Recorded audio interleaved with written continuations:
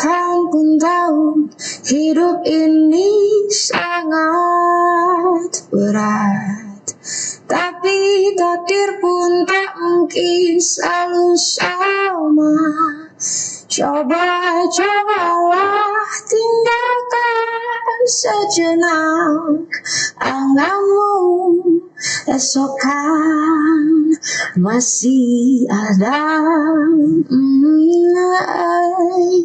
Esok kan masih ada.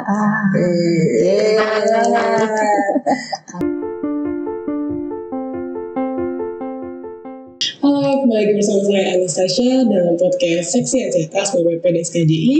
Dan kali ini kita kedatangan narasumber seorang bintang dari Medan, yakni Kak Stephanie Marbun.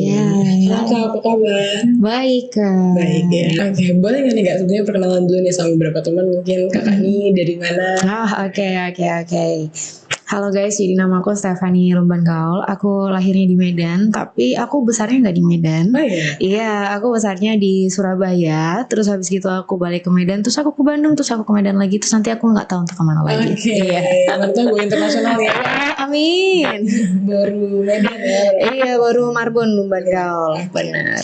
Oke, sekarang berarti tadi lagi kesibukannya lagi bisnis ya Kak? Benar banget Kak. Oke, dan kakak ini kemarin berarti jadi top 10 Indonesian Next Big Star ya? Iya, itu tahun 2020 berapa ya? Saya lupa. Karena udah tua aku ya sekarang.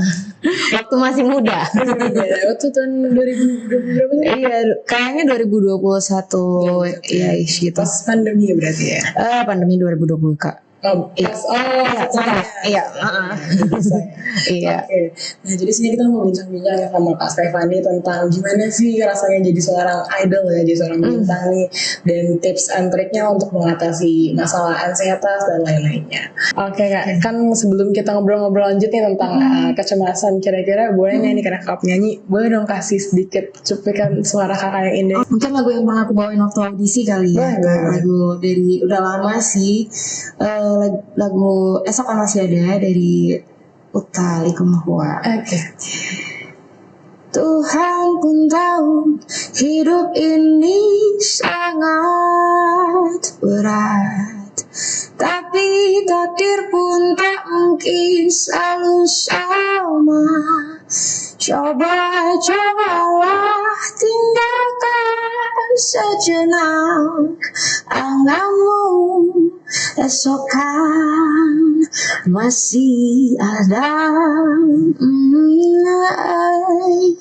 Esok kan masih ada. Nah Kak, pasti kalau jadi seorang idol nih pasti banyak banget sebenarnya pressure-nya ya Kak. Nah kalau misalnya dari Kakak sendiri gimana sih Kak perasaannya setelah menjadi seorang idol gitu? Oke, sebenarnya sih Kak, jadi idol tuh kan dia nggak dalam waktu yang cukup singkat ya, nggak ada yang instan. Jadi aku dari awal itu sebenarnya menjajakinya tuh mulai dari umur kayaknya 8 tahun kelas 4 SD aku udah mulai masuk ke dunia entertainment.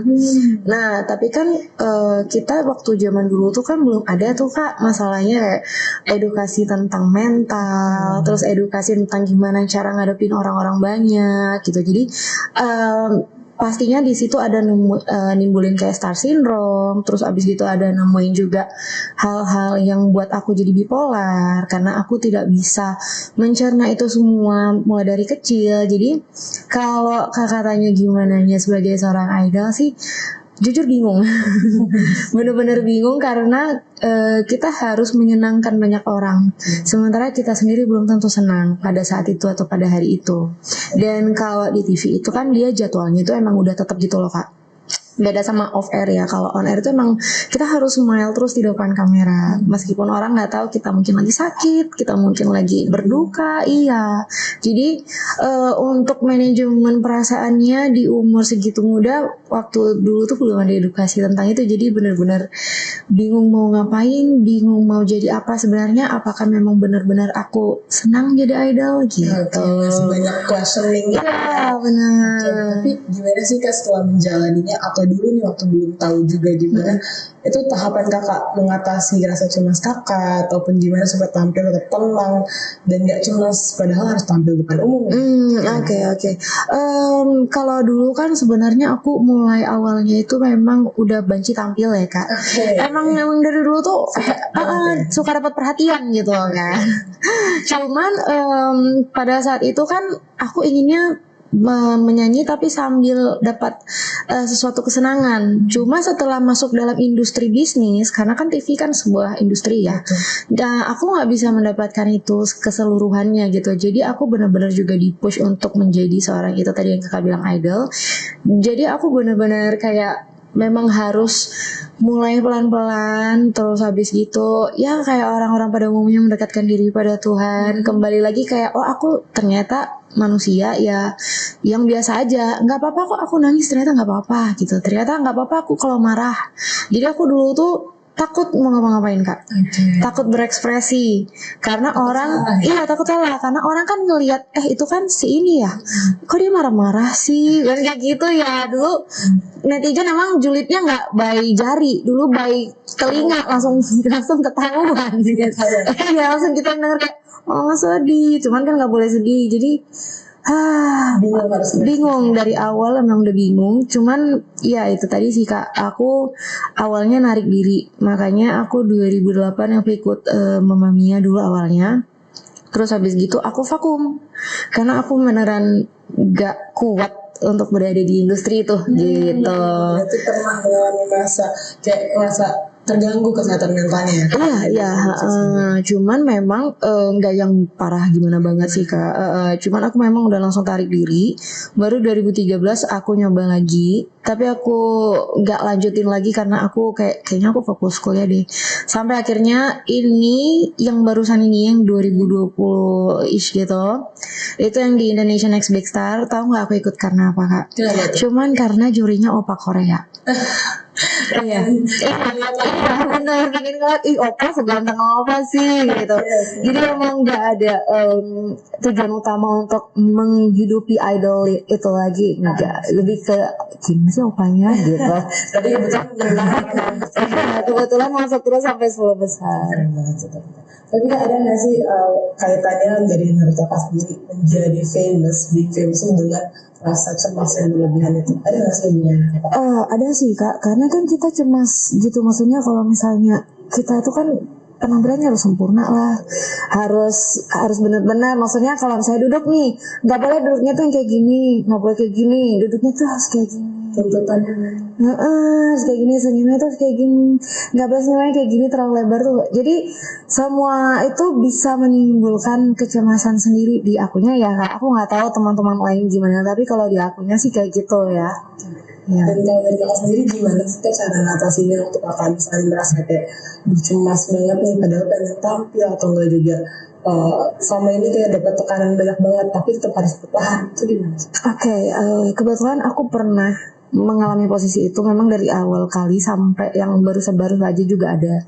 Itu aku abis mendengarkan aku digibahin sama orang-orang di live streaming, dan itu benar-benar kayak ngebuat aku down, mental aku down, karena yang ngomongin aku ini nggak kenal aku gitu, tapi dia nyebarin vibe negatif akan diriku, sementara aku sedang berjuang untuk menaikkan bakat aku gitu.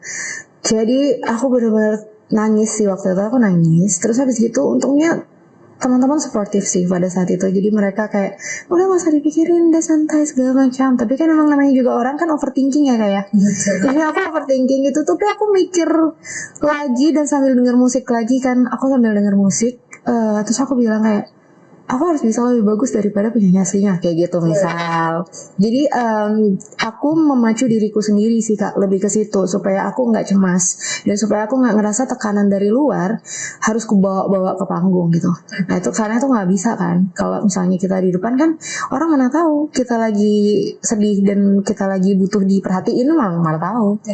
Jadi sebenarnya untuk mengekspresikan perasaan negatif itu nggak apa-apa ya kak, dan mencari support dari orang sekitar nggak apa-apa. penting banget. Benar. ditambah lagi ada positif reinforcement yang kita meyakinkan diri kita lagi bahwa gak apa-apa, kita harus tetap berjuang dan segala macam. Benar ya Kak ya? Gitu. Benar. Terus Kak, dari selama berkarir ini nih, pernah gak sih mengalami ancaman atau pelecehan di industri musik ini sendiri? Kalau di industri musik sih ya standar ya Kak sebenarnya. Jadi kalau zaman-zaman dulu sih kalau mau casting itu kan sering banget kena bully ya, karena aku kan tidak tinggi. Badan aku juga tidak seperti pada umumnya. Aku dulu saya bantet dulu, jadi sering kena bully sih Kak. Jadi kalau misalnya kena bully itu kan mulai zaman dulu tuh ketika orang kan kejem-kejem ya. Betul, nggak dikontrol. Nggak dikontrol, dan aku melihatnya itu mulai dari kecil sampai aku tumbuh dengan bulian itu gitu istilahnya. Jadi aku tidak pede, aku tidak suka dengan diriku sendiri karena aku ngaca, oh iya ya benar ya aku bantet, aku pendek, kalau aku gendut gitu kan. Jadi orang aku mah orang Batak banget. Jadi aku nggak pede dengan diriku, aku nggak percaya diri gitu. Terus aku tumbuh dengan itu, tapi untungnya aku mencari bantuan, istilah gitulah. Aku mencari bantuan itu misalnya gini, bantuannya itu dari teman-teman terdekat dulu, teman-teman sahabat kayak gitu. Kalau ancamannya pribadi sih lebih ke bullying itu yang sangat meresahkan sih Kak, karena memang dari kecil sampai remaja ya aku merasa kalau kurus tinggi itu yang cantik. Jadi aku nggak cantik sama sekali, aku jelek. Dan semenjak Kak jadi idol atau terkenal gini, ada nggak sih pandangan negatif dari orang sekitar terhadap kakak yang menjadi baru kan masuk ke dunia industri musik ini sendiri dan jadi public figure lah ya saya ya. Ada nggak sih pernah dengar pandangan negatif dari teman, keluarga atau masyarakat sekitar gitu? Kalau teman pasti ada ya Kak, karena teman kan nggak selalu semuanya tulus ya. Jadi beberapa dari mereka kayak, emang nanti dia mau jadi apa kayak gitu, emang kalau di TV bertahan berapa lama, segala macam gitu kan. Sebenarnya kan harusnya tugas dari teman atau dari kita sebagai manusia adalah gimana kita berbuat baik. Iya, apapun itu, maksudnya even yang dilakukannya juga mungkin sia-sia pada akhirnya kan nggak salah untuk support at the moment gitu kan, kecuali dia mencuri, maling gitu ya negatif ya jangan disupport. Cuman kan ini sesuatu hal yang bisa membanggakan, bahkan untuk dirinya sendiri bangga dong. Dia harusnya kayak temenku kemarin masuk TV loh, sosoknya bisa kayak gitu. Tapi beberapa juga ada yang spread the negative vibes. Tapi ya balik lagi kita sih Kak, sebenarnya kita mau dengerin nggak, kita mau konsumsi nggak tuh negatifnya. Kalau nggak ya udah dibuang aja. Lagi ya Kak, mau jadi public figure atau enggak, kita harus pinter-pinter filter comments dari orang-orang sekitar meskipun terdekat kita juga ya Kak. Benar. Oke. Nah apa sih Kak keuntungannya dan kemudahan yang Kakak rasakan nih setelah menjadi idol itu sendiri? Keuntungan dan kemudahannya sih mungkin sebenarnya bisa didapatkan banyak orang sih Kak, kalau memang dia juga kerja keras. Karena kan sekarang itu udah banyak yang jadi content creator, terus habis gitu influencer. Jadi kalau zaman dulu kan untuk jadi content creator sama influencer atau brand ambassador itu kan kita harus masuk TV dulu lah, harus ini harus itu. Kalau sekarang kan gimana kita buat konten kita bisa jadi atau kita bisa menikmati apa yang dinikmati oleh seleb-seleb pada masa kini gitu.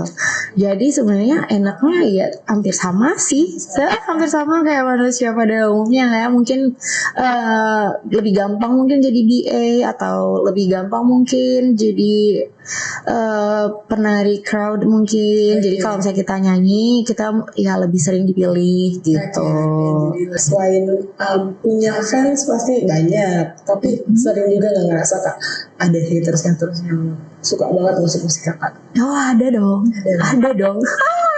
Tapi kalau haters itu Kak, semakin kita kasih perhatian dia semakin senang. Gitu ya? Iya, dia semakin dibombardir kitanya. Jadi mending dianggap nggak ada aja.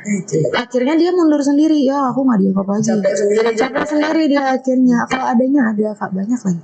Karena mungkin mereka juga iri kalau diperhatikan, Kakak yang dapat perhatian banyak bisa jadi kayak gitu. Aku nggak tahu sih apa kesimpulan dari seseorang bisa menghit seseorang lagi gitu. Aku nggak ngerti. Karena kalau aku pribadi membenci orang karena kalau memang dia misalnya melakukan kekerasan pada binatang atau melakukan kekerasan pada manusia, aku bencinya kayak gitu. Tapi kalau misalnya hanya karena aku lihat Kakak nih aku benci gitu, aku nggak bisa ngerti kenapa bisa kayak gitu. Gak usah dipikirin, yang penting kita kontrol diri sendiri untuk menghentikan benar hal negatif. benar. Oke. Dan gimana sih Kak sebenarnya tipsnya nih Kak buat teman-teman mungkin yang sekarang kayaknya pengen nih Kak untuk jadi content creator atau menjadi terkenal atau menjadi artis itu sendiri, ada nggak tips-tips yang Kakak bisa sharing sama teman-teman? Oke, kalau tipsnya mungkin lebih ke ini sih, harus rajin. Yang pertama harus rajin untuk ngasah bakat kita. Karena kalau misalnya nih kalian bisa nyanyi tapi kalian gak latihan vokal ya sama aja. Kalian gak akan bisa improve skillnya juga. Dan skill kalian akan sama rata-rata dengan yang lainnya. Bahkan kadang kan yang lebih muda tuh tiba-tiba skillnya lebih gede dari kita kan. Jadi kalau misalnya untuk kita sendiri kita harus improve skill kita. Itu yang pertama. Terus habis gitu yang kedua pastinya attitude dari kitanya.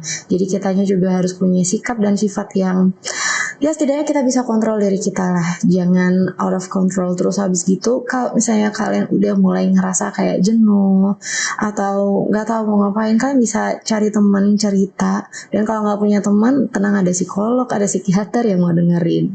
Iya. Dan jangan lupa untuk mencari bantuan profesional ya Kak. Benar. Sudah mengganggu kehidupan sehari-hari. Benar.